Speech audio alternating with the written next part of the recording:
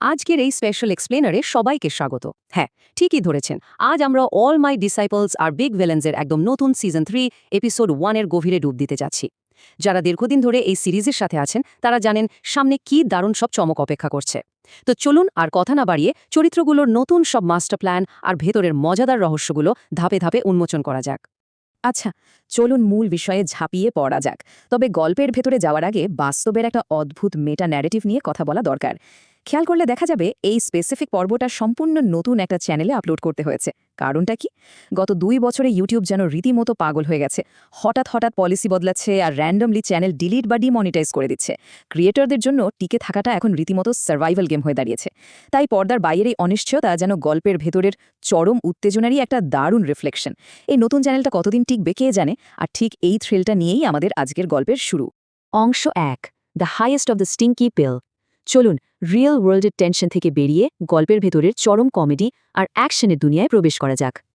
Academy থেকে একটা জাদুকরি পেল চুরি করার জন্য ফোর্থ ডিসাইপল বা চতুর্থ শিষ্য যে অদ্ভুত আর হাস্যকর কাজগুলো করেছে সেটা ভাবলে সত্যি হাসি পায়। প্রথম ধাপ, একটা চুরি করা টোকেন দিয়ে ছদ্মবেশে একাডেমির ভেতরে ঢুকে পড়া। কিন্তু ঝামেলা পাকায় দ্বিতীয় ধাপে, যখন একজন পাহারাদার তাকে সন্দেহ করে বসে। কোনো রিস্ক না নিয়ে আমাদের এই শিষ্য শটান সেই পাহারাদারকে মেরে লাশ গুম করে ফেলে। এরপর আসে সবচেয়ে ঘিনঘিনে আর হাস্যকর তৃতীয় ধাপ। কে জানত যে একাডেমি ওই অমূল্য পেলটা আক্ষরিক অর্থেই একটা ল্যাট্রিনের ভেতর লুকিয়ে রাখবে? হ্যাঁ, ঠিকই শোনা যাচ্ছে। সেই নোংরা ল্যাট্রিন ঘেটে হাত দিয়ে সেই পেলটা উদ্ধার করতে হয় তাকে। সিরিয়াসলি কি এক অবস্থা! তো এত ঘাম আর দুর্গন্ধ মেখে ল্যাট্রিন থেকে তুলে আনা সেই মহামূল্যবান পিলটার শেষ পরিণতি কি হলো? এদিকে একাডেমিতে চুরি নিয়ে রীতিমতো হুলস্থুল কাণ্ড, আর ওদিকে চতুর্থ শিষ্য চরম গর্ব নিয়ে পিলটা তার মাস্টারের সামনে হাজির করল। কিন্তু মাস্টার মশাই সোজাসাপটা সেটা নিতে রিজেক্ট করে দিলেন। কারণটা দারুণ মজার। এই স্পেশাল পিলটা মূলত তাদের জন্যই তৈরি করা হয়েছে যারা নবম স্তরে পৌঁছানোর চেষ্টা করছে। কিন্তু মাস্টার তো অলরেডি সেই লেভেল কবেই পার করে এসেছেন। মানে শিষ্যের এত খাটুনি আর এত দুর্গন্ধমাখা মিশন পুরোপুরি জ্বলে গেল। ডার্ক কমেডি আর কাকে বলে? অংশ 2, মাস্টারের গোপন মানচিত্র এবং কাল্টিভেশন। এবার একটু সিরিয়াস হওয়া যাক, কারণ এখানে গল্পের লোর আর মাস্টারের বর্তমান পাওয়ার লেভেলের অনেক গভীরে প্রবেশ করতে হবে। আর এটা খুব দারুণভাবে বুঝিয়ে দেয় যে মাস্টার তার পাওয়ার গেমের ক্ষেত্রে কতটা স্ট্র্যাটেজিক। তিনি চাইলে ইজিলি সিস্টেম ব্যবহার করে চিট করতে পারতেন, কিন্তু না, তিনি তার বর্তমান শক্তি বাড়ানোর জন্য পুরোপুরি নিজের কঠোর পরিশ্রমের ওপর নির্ভর করছেন, আর তাতেই সেকেন্ড লিফ বা দ্বিতীয় পাতা অর্জন করে ফেলেছেন।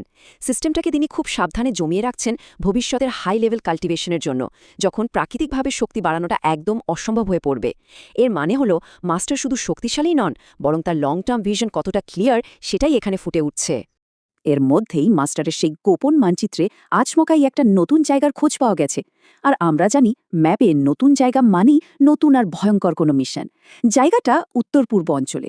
এখানকার সূত্রগুলো কিন্তু 300 বছর আগের পুরনো এক রহস্যের দিকে ইশারা করছে। অষ্টম র্যাঙ্কের এক বৃদ্ধ, যিনি কিনা শূকরের পিঠে চড়ে বেড়াতেন, তার সাথে এবং মাস্টারের এক টাকমাথা বন্ধুর সাথে এই জায়গার গভীর কানেকশন আছে। আর সবচেয়ে বড় মিস্ট্রি হলো লাও নামের এক রহস্যময়ী নারীর নাম। এই সূত্রগুলো একসাথে মিলে এক বিশাল আর বিপজ্জনক পাজল তৈরি করেছে। এই রহস্য সমাধানে মাস্টার কাকে পাঠাবেন সেটা নিয়েই এখন সবচেয়ে বড় জল্পনা। অংশ 3, ব্যাটল ফর জিং সিটি। এবার কিন্তু উত্তেজনা একদম চরমে, কারণ মাস্টারের উচ্চাভিলাষী শিষ্যদের মধ্যে এক চরম পলিটিক্যাল সংঘাত শুরু হতে যাচ্ছে। এখন এখানকার সবচেয়ে আকর্ষণীয় বিষয়টা হলো জিং শহরকে ঘিরে প্রথম এবং দ্বিতীয় শিষ্যের সম্পূর্ণ বিপরীতমুখী টার্গেট।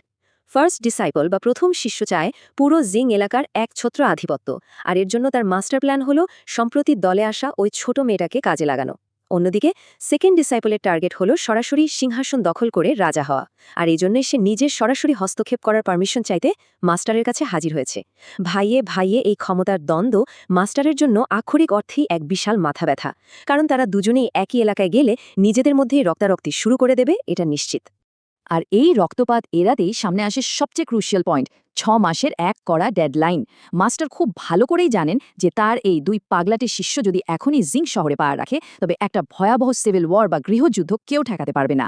তাই নিজের কর্তৃত্ব ধরে রাখতে এবং শিষ্যদের মাঝে শান্তি বজায় রাখতে মাস্টার খুব শক্ত হাতে একটা টেম্পোরারি ট্রুস বা অস্থায়ী যুদ্ধবিরতি চাপিয়ে দিয়েছেন।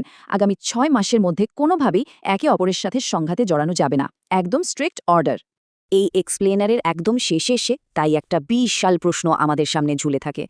গল্পের ভেতরে যেমন এক টানটান সাসপেন্স, শিষ্যরা কি আসলেই মাস্টারের বেঁধে দেওয়া এই 6 মাসের যুদ্ধবিরতি মেনে চলবে, নাকি ক্ষমতার লোভে ভায়ে ভায়ে ধ্বংসাত্মক যুদ্ধে মেতে উঠবে। ঠিক তেমনি গল্পের বাইরেও এক অদ্ভুত সাসপেন্স। ইউটিউবের এই র্যান্ডম চ্যানেল ডিলিট করার যুগে আমাদের এই চ্যানেলটা কি সার্ভাইভ করতে পারবে?